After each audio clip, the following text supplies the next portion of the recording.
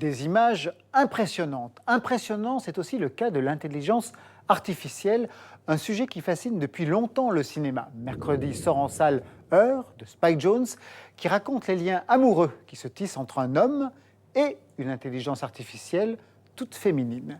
L'occasion pour Tao Favre de revenir sur les enjeux de ce cinéma, cinéphilie de l'intelligence, et ça n'a rien d'artificiel.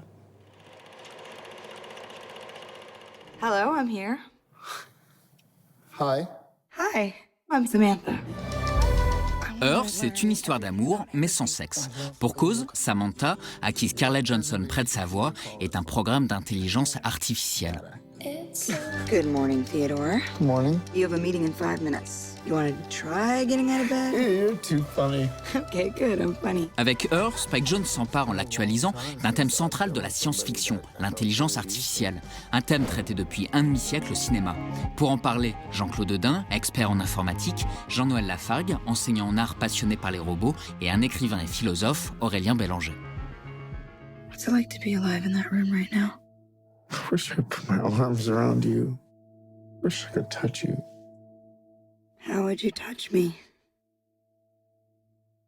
Her de Spike Jonze, c'est un exemple de film où on ne retrouve pas finalement cette dichotomie opposition homme-machine. C'est plus subtil dans le traitement. On est plus dans une relation de tous les jours entre un service intelligent et puis les humains.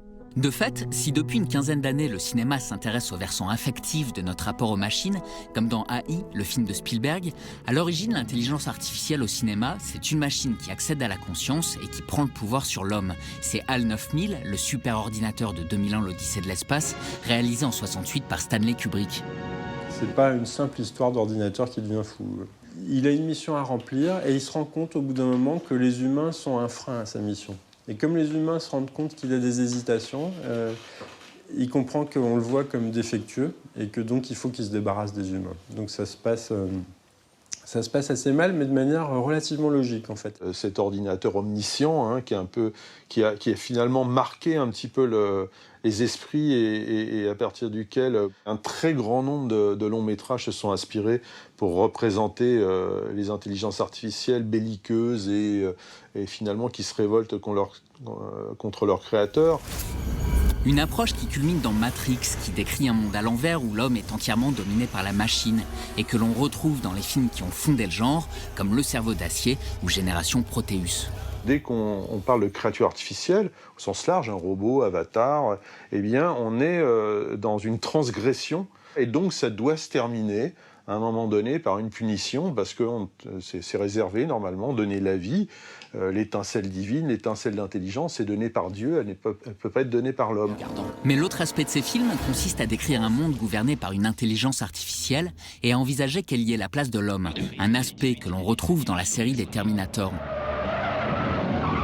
Les ordinateurs du réseau de défense.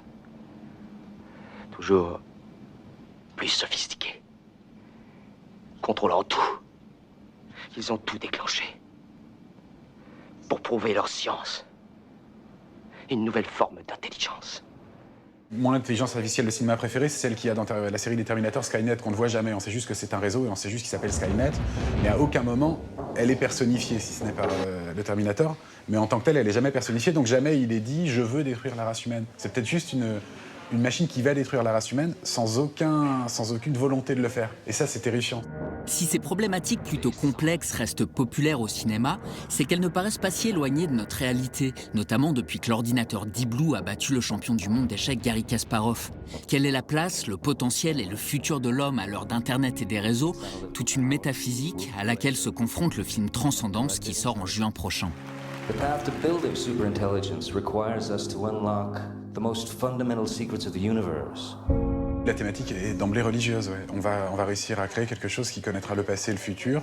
Donc tout l'héritage de la métaphysique un peu sérieuse, rigolote du XVIIe siècle, question de liberté, question de l'existence de Dieu, elle est recyclée dans le thème de l'intelligence artificielle.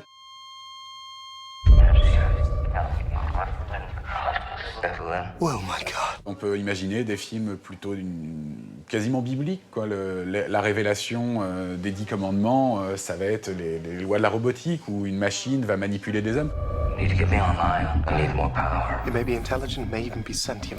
This is not well. Shut it down. Shut it down? It's